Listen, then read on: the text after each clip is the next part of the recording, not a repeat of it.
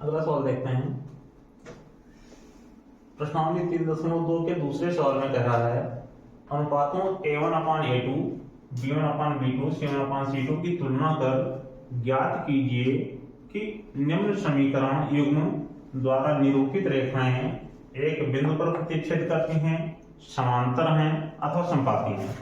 तो इसके नियम हैं तीनों के।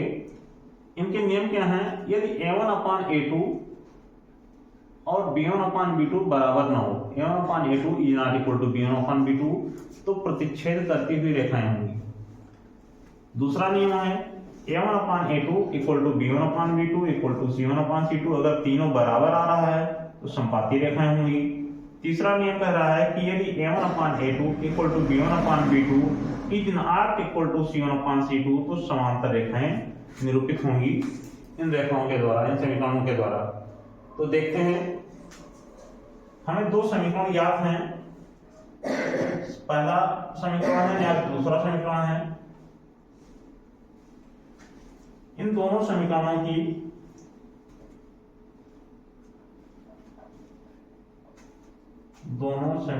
की व्यापक समीकरण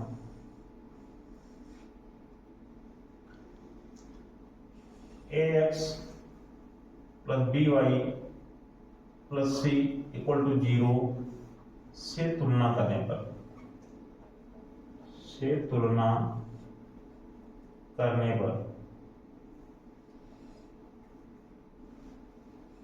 देखिए, समीकरण 1 में जब हम तुलना करेंगे तो A1 B1 और C1 निकलेगा। समीकरण 2 से जब हम मान निकालेंगे तो A2 B2 C2 निकलेगा। तो A1 देखते हैं क्या निकलता है। x का गुणांक a है, यहाँ x का गुणांक 5 है, अर्थात A1 बराबर 5 हो जाएगा। x का गुणांक y का गुणांक b है, यहाँ y का गुणांक ऋण 4 है, अर्थात B1 हो जाएगा ऋण 4 प्लस c के स्थान पर यहाँ पर प्लस 8 दिया है, अर्थात C1 हमारा हो जाएगा 8। जब समीकरण 2 में देखेंगे तो यहाँ पर A2 B2 और C2 ज्ञात होगा।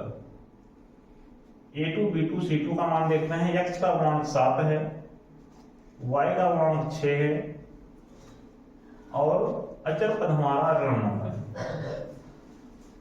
हमें A1 B1 C1 A2 B2 C2 ये ज्ञात हो गए। अब हम अनुपात देखते हैं A1/A2 B1/B2 C1/C2 ज्ञात करने। A1/A2 इक्वल टू A1/A2 हो जाएगा 5/7, B1/B2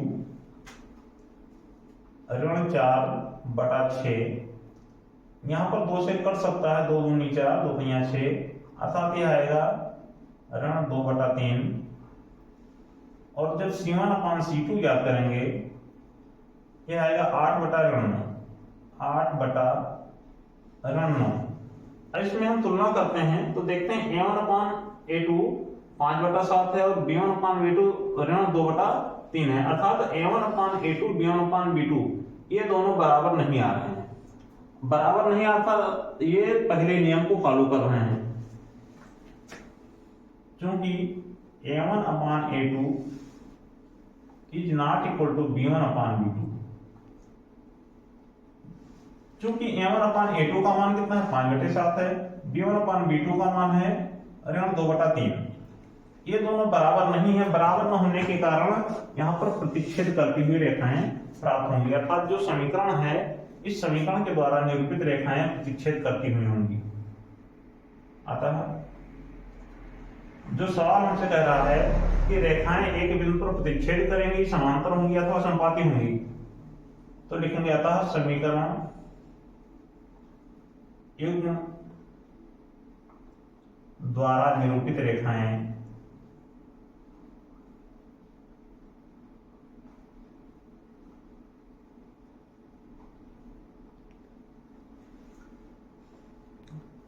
एक बिंदु पर प्रतिच्छेद करेंगी।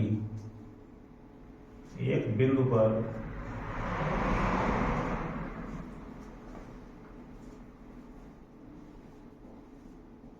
प्रतिच्छेद करेंगी।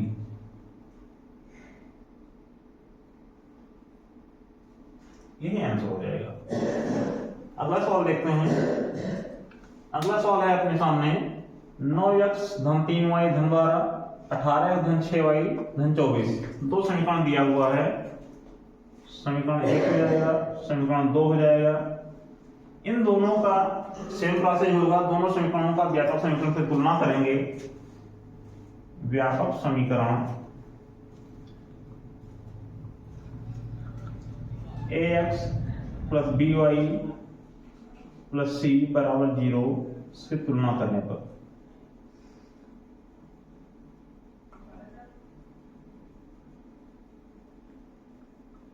जब इससे तुलना करेंगे तो पहले समीकरण से हमें a1 b1 और c1 प्राप्त होगा। a1 हो जाएगा 9, b1 3 होगा और c1 मतलब अचर पद हमारा 12 है। दूसरे समीकरण से a2 b2 और c2 निकलेगा। a2 18 रहेगा, y का गुणांक 6 है और अचर पद 24 है। यहां पर देखते हैं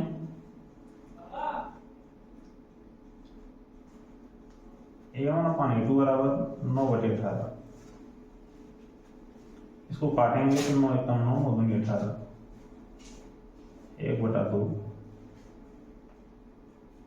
b1/b2 देखते हैं 3/6। इसको काटने पर 3 × 3 3 दूनी 6, 1/2 आएगा। c1/c2 देखा जाएगा 12/24,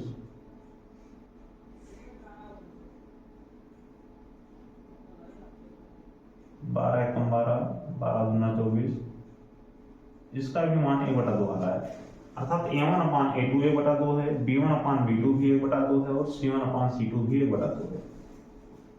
चूंकि a1/a2 equal to b1/b2 equal to c1/c2, जब ये तीनों बराबर होते हैं तो नियम नंबर 2 हमारा यहाँ पर फॉलो हो रहा है। a1/a2 equal to b1/b2 equal to c1/c2, अर्थात इसके द्वारा निरूपित रेखाएं समपाती होंगी।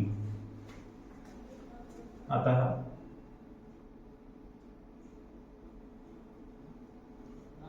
समीकरण युग्म द्वारा निरूपित रेखाएं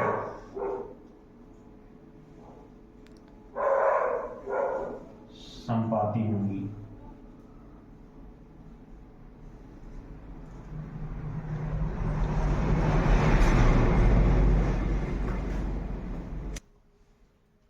अगला सवाल है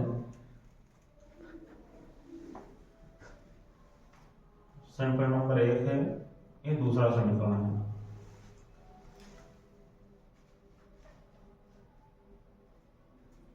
व्यापक समीकरण ax plus by plus c बराबर 0 से तुलना करने पर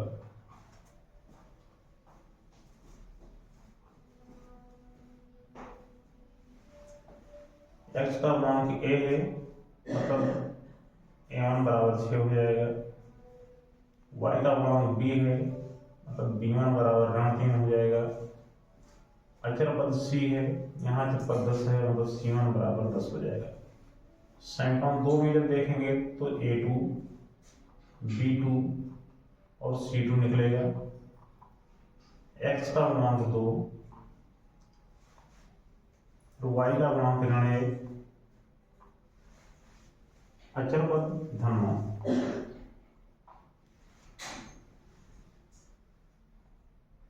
a1/a2 6/2, सरल करेंगे 2 × 2 2 × 6, 3 आया। अगला देखते हैं b1/b2 ऋण 3/1, माइनस माइनस कट जाएगा, बराबर 3/1, मतलब 3 नहीं आएगा। C1 अपान C2 देखते हैं। C1 अपान C2 ये 10/9 आएगा। यहाँ पर कटने की संभावना नहीं है, कटेगा नहीं। तो A1 अपान A2 3 है, B1 अपान B2 भी 3 है, मतलब A1 अपान A2 और B1 अपान B2 बराबर है। लेकिन C1 अपान C2 ये बराबर नहीं है, तो ये हो जाएगा C1 अपान C2 को इज नॉट इक्वल टू करेंगे। ये दोनों बराबर है तो इन दोनों के बीच में बराबर का निशान रहेगा। तीसरा बराबर नहीं तो E not equal to C1 upon C2 हो जाएगा। अब यहाँ पर देखते हैं कौन सा नियम लग रहा है। तीसरा नियम लग रहा है A1 upon A2 equal to B1 upon B2 is not equal to C1 upon C2। अगर ये नियम फॉलो हो रहा है तो समीकरण युग्म द्वारा निरूपित रेखाएं समांतर रेखाएं होंगी। अतः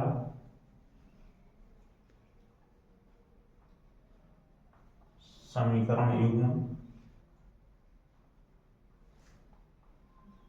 द्वारा निरूपित रेखाएं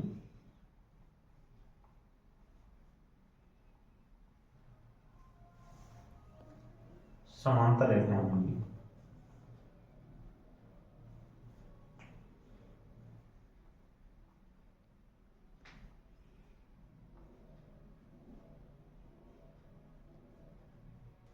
ये हमारा आंसर हो जाएगा।